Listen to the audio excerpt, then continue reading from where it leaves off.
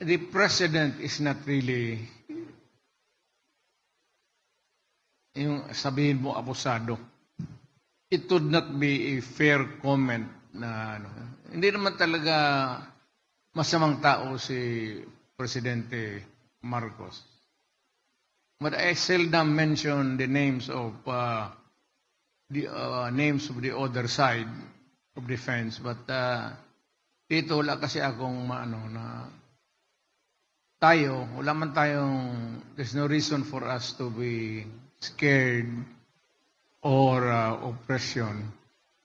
Kasi wala man akong nakikita na yung tendency of a president to be abusive and would condone itong wrongdoing. Wala akong nakikita dyan. So, in this coming election, I hope that the president, kung marinig niya ako, bigyan na lang tayo ng, sabi ko, a fair shake of patas lang ang laban.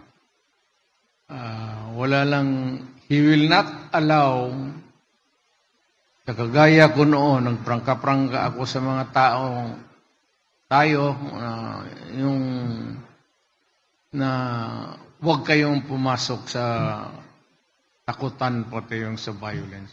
It's not good.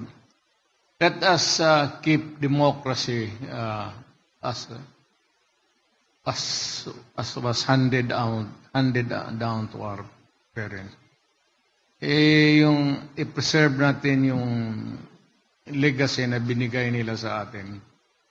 Although in the course of time, it was not really perfect.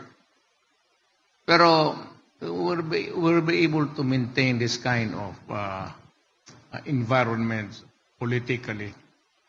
So we try to maintain that kind of, whether we are the ones in power or opposition tayo. Sana si Presidente Marcos would say to it that wala lang and yung vote buying, wala yan talaga. Kasi yung vote buying is really out of hindi natin pwedeng pakialaman yan eh. You cannot control it in a way, so what would be the point in making so much noise? It would just magsamang loob ka lang. But pero yung mga violence, terrorism, ayan ang hindi pwede. And I'm sure that the President, Mr. Marcos, would not allow that.